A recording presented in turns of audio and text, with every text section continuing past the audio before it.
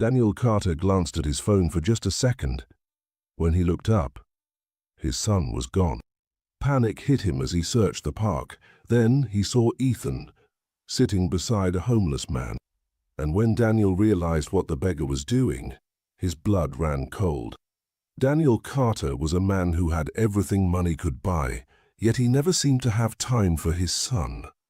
Since his wife passed away 2 years ago, he had buried himself in work, building an empire, believing that providing financial security for Ethan was enough.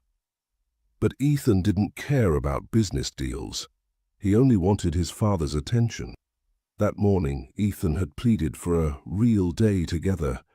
But even here, in the middle of a park, Daniel had one ear on his phone and the other barely registering his son's voice. When his assistant called about an urgent investor meeting, he took one step away, one moment of distraction, and that was enough for Ethan to disappear. Now, as Daniel sprinted through the park calling his son's name, a wave of guilt and fear hit him harder than any business setback ever had. Strangers noticed his distress, some offering to help, others recognizing him from magazine covers as a ruthless businessman. But none of it mattered. Nothing mattered, except finding Ethan. Then, through the sea of people, Daniel finally spotted Ethan sitting on a worn-out bench near a street musician.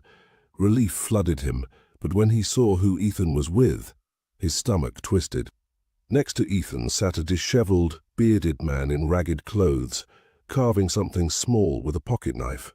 His hands were rough, his coat tattered, and he looked every bit the homeless man Daniel would have ignored on any other day. But Ethan wasn't afraid. He was laughing, completely enchanted by what the man was making. Daniel rushed forward, ready to grab Ethan and pull him away. But before he could say a word, Ethan turned to him with bright eyes and said, "Daddy, look, Mr. Jack is making me something special." Confused and still on edge, Daniel looked closer. The man, Jack, was holding out a small wooden figure of a ship, intricately carved despite his rough hands. "I found your boy wandering alone," Jack said, his voice calm but firm. "He was scared, so I thought I'd keep him company until you came back." Daniel felt a mix of relief, embarrassment, and something else he couldn't quite name. Sitting down next to Ethan, Daniel finally looked at Jack, not just at his worn clothes, but at his calm dignity. Jack explained that he used to be a woodworker, a craftsman who once owned a thriving workshop before tragedy struck. A fire destroyed his business, and without insurance, he lost everything. Now he lived on the streets, carving small figures to sell for food. Ethan clutched the tiny wooden ship, fascinated. "It's like the one Mummy used to have," he whispered. Daniel's breath hitched. He hadn't thought about that ship in years. His late wife had once bought a similar wooden carving from a street vendor, saying, "The smallest things often hold the biggest meaning." For the first time in a long time, Daniel felt something shift inside him.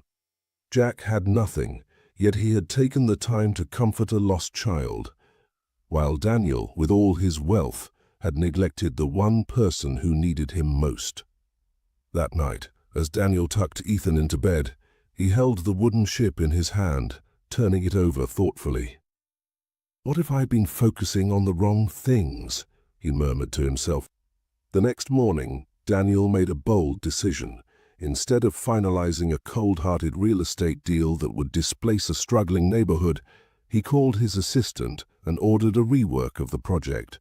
He wanted to include community spaces, local artisan markets, and workshops. His investors were furious.